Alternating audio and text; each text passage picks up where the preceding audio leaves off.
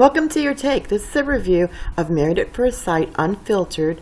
This is a review of Season 12. It's hosted by Jamie Otis. Jamie Otis is going to talk to Paige in reference to her relationship with Chris and all the problems that went in the very beginning of the relationship. Check out the clip. It's about to get rocky. Last week, Chris had a panic attack the morning after his wedding, and the reason is slightly concerning. Let's watch that back. Had a panic attack. So to be perfectly honest with you, I don't think that the attraction is fully there yet for me, to be perfectly honest. I've never been with a man who wants to have sex multiple times that didn't desire me or didn't find me attractive. Sheesh, Paige. How does that make you feel? I'm very disturbed. I would never give myself to someone who I know doesn't desire me. It's a lot to process, and I'm not feeling good about this situation whatsoever. I mean, if Chris would have told you on the wedding night that he wasn't attracted to you, would you have acted differently?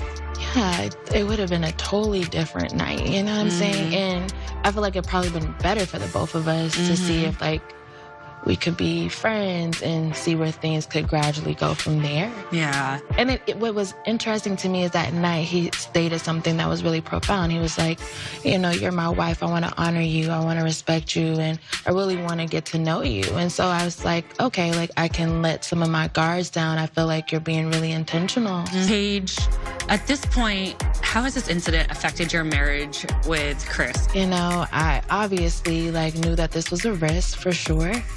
But I definitely didn't think that it would be to the expense of my mental and my emotional health at this point. It was taking a lot out of me. Totally understandable. All right, well, the conversation with Paige and Chris didn't end there, but continued at brunch with Chris's parents. Let's see how that went.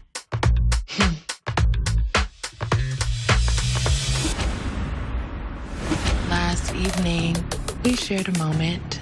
And then this morning he said that on paper we really do match, but I'm not his typical type. To give myself to someone like that and for that to kind of essentially backfire on me, it just makes me question a lot of different things. Yeah, so that's what I meant. Now that part, I got to go with you on that. Yeah, it's confusing. Well, did he have a drink? He was high off the wedding. No, right, I'm just saying. But last night and this morning, it wasn't just. So I'm just Paige, you're killing me. Don't say no more. Okay. Why I'm confused. Okay, well, I understand. I got you. All right, Paige, what's it like having such a candid conversation with your in-laws just one day after meeting them? I felt like I had to be honest about where my head was. I felt very devalued and borderline disrespected as a woman, and so I feel like that was the space that I needed to share that with. Do you feel like they had your back? I definitely feel like his dad definitely was not feeling the situation whatsoever.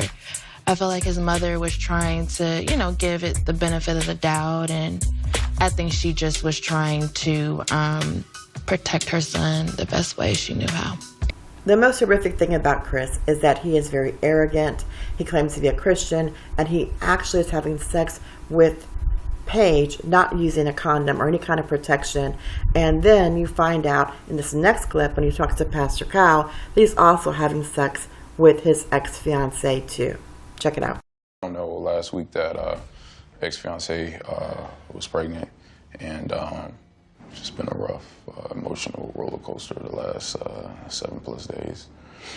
How are you sure she's pregnant? I seen pregnancy tests, and then she went to the doctor's office and stuff.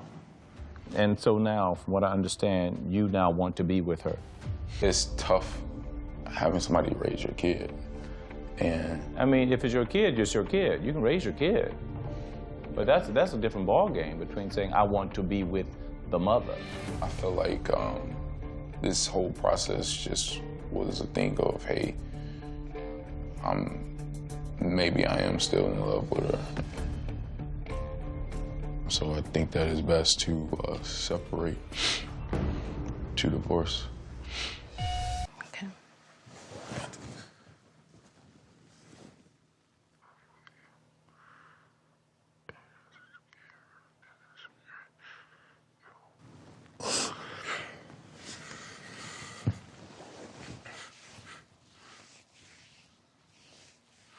Chris is whispering that his fear is falling in love with me. Don't say that to me. All right, I'm finished. I thought that this was gonna be a clear cut, bye, see you never, but I am very, very confused. Are we really, really done?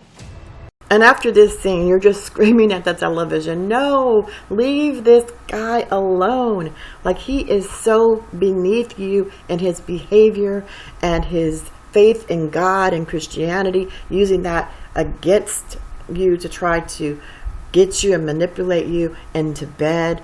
He is one of the most horrific characters I've ever seen on a reality TV show. And he pretends as though he is a good person, and that's the saddest part.